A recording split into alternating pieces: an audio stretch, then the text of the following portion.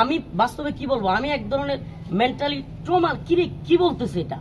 5ই আগস্টের পরে আমার কথা শোনার পরে আমার পরিবারের কারোর সাথে আমার থানায়, এটা সম্ভব?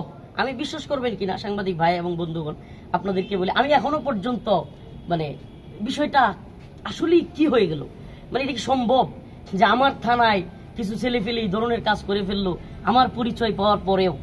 আমি রাজশাহী নওগাঁ জেলায় প্রোগ্রামে ছিলাম। তো রাত্র প্রায় 1টা-1:30টার দিকে আমার কাছে একটা ফোন যায় আমার বাড়ি থেকে।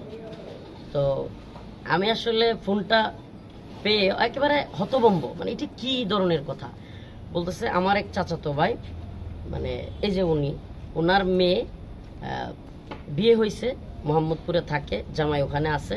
ওনারই আরেক ভাই, আমাদেরই বড় ভাই, উনি বয়সে প্রায় 50 বছর বয়স, মুরব্বী মানুষ। তো উনি নিজে ড্রাইভার, গাড়ির একটা গাড়িতে করে, প্রাইভেট গাড়িতে করে ঢাকায় নিয়ে যাচ্ছে মেয়েটাকে।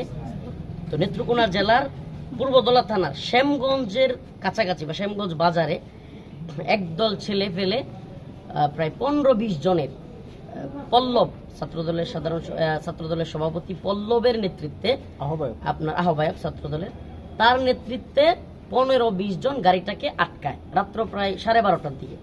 আটকে গাড়িটাকে সেখানে থামায় এবং যেহেতু পিছনের সিটে কেউ নাই, মেয়েটা শুয়ে আছে বাস্তি, সামনের সিটে চাচা চালাচ্ছে, পিছনের সিট থেকে মেয়েটাকে টেনে হিচড়ে বাহির করে। এমনকি আপনার মেয়েটাকে জোর করে বের করে, মেয়েটা কান্নাকাটি করে, চিৎকার করে। তারপরে একজন ড্রাইভার কিন্তু স্বাভাবিকভাবে গাড়িটা করে স্টিয়ারিংটা রেখে দৌড়াইতে সময় লাগে। তো উনি দৌড়াইয়া যান পিছনে পিছনে, তখন উনাকেও আঘাত করে, ওই পল্লব এবং তার দলবল উনাকেও আঘাত করে, সত্তর ভাইকে, এবং আঘাত করে উনাকে সরাইয়া দেয়। প্রায় 1-2 ঘন্টা মেয়েটাকে কোথায় জানি রাখে। এর পরবর্তীতে ওই মেয়েটাকে তারা শ্যামগঞ্জের যে পুলিশ ফাঁড়ি আছে ওই ফাঁড়িতে দিয়ে আসে, এবং সেখানে আমাদের মানে এটা কৃতজ্ঞতা যতটুকু যে করেছে তাকে বলতে হয়। আমাদের পূর্বধলা থানার ওসি সাহেব, উনি আমার সফর সঙ্গী, তার ফোন পেয়ে সাথে সাথে এখান থেকে উনি রাত্র 2টায় ওই শ্যামগঞ্জ পুলিশ ফাঁড়িতে উনি গিয়েছেন। গিয়ে সেখানে উনি একেবারে সরেজমিনে বিষয়টা সত্য যে এটা উনি দেখেছেন, এবং ওখানে এই বিষয়টা মেয়ের কাছ থেকে বা আমার চাচাতো ভাই তার কাছ থেকে বা ওখানে গিয়েও এটার সত্যতা উনি দেখতে পেয়েছেন এবং যাচাই করেছেন। কিন্তু পল্লব ওসি সাহেবের সামনে তার দলবল সহ আমার ভাইদেরকে হুমকি দেওয়া, এবং মেয়েটা যখন বলছে যে উনি করছে তখন তাকে হুমকি দেওয়া, মানে আমার যারা ওখানে ছিল আমার পরিবারের বা আমার চাচাতো ভাই, এরা বললো ওদেরকে দেখে কিছুটা মাদকাসক্ত মনে হয়েছে।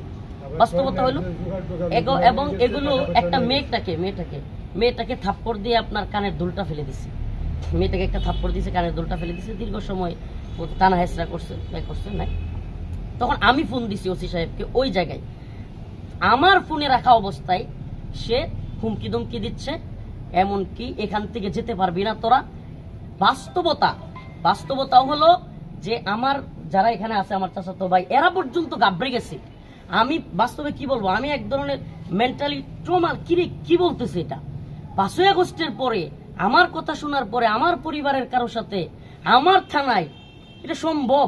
আমি বিশ্বাস করবেন কিনা সাংবাদিক ভাই এবং বন্ধুগণ, আপনাদেরকে বলি, আমি এখনো পর্যন্ত মানে বিষয়টা আসলে কি হয়ে গেল, মানে এটা কি সম্ভব যে আমার থানায় কিছু ছেলে ফেলে এই ধরনের কাজ করে ফেললো আমার পরিচয় পাওয়ার পরেও, মানে এত দূর গড়াইছে। তারপরে যেটা যতটুকু করছে বাবর ভাই, লুৎফুজ্জামান বাবর, আমি একসাথে আমরা কারাগারে ছিলাম, এই জন্য বাবর ভাই আমার খোঁজখবর নিয়েছেন এবং উনি বলেছেন, এবং উনি আমাকে লাইনে রেখে আপনার পুলিশের ঊর্ধ্বতন কয়েকজনের সাথে যোগাযোগ করেছেন এবং বলেছেন দ্রুত ইমিডিয়েট তুমি ব্যবস্থা নাও তোমরা, আমি কিচ্ছু শুনতে চাই না। এবং পরবর্তীতে ছাত্রদলের সভাপতি রাকিব ভাই, উনিও ফোন দিয়েছেন। ফোন দেওয়ার পরে উনি আমার কাছ থেকে জানার পরে তৎক্ষণাৎ এই পল্লবকে সভাপতি পদ থেকে, পূর্বদলার আহ্বায়কের পদ থেকে তাকে বরখাস্ত বহিষ্কার করেছেন। তো এখন আপাতত বিষয়টা এতটুকুই, আমরা এখন থানায় আসছি, বাকি পরবর্তীতে আপনাদেরকে কি হয় না হয় আমরা জানাবো ইনশাআল্লাহ।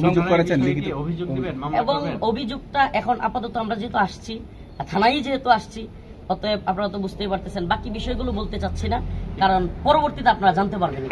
কথা বলি, ব্যক্তির দায় সবার উপরে চাপায়া দেওয়া যায় না, এটা কথা মনে রাখবেন। আমি নিজে আপনাদেরকে জানাই 4ই আগস্ট, এটা আপনারা যারা সাংবাদিক আছেন জানার কথা, শ্যামগঞ্জে ছাত্রলীগের পোলাপানের সাথে এই পোলাপানগুলো শহীদ চেয়ারম্যান এবং এই পোলাপানগুলোর নিয়ে আমি আন্দোলন করছি।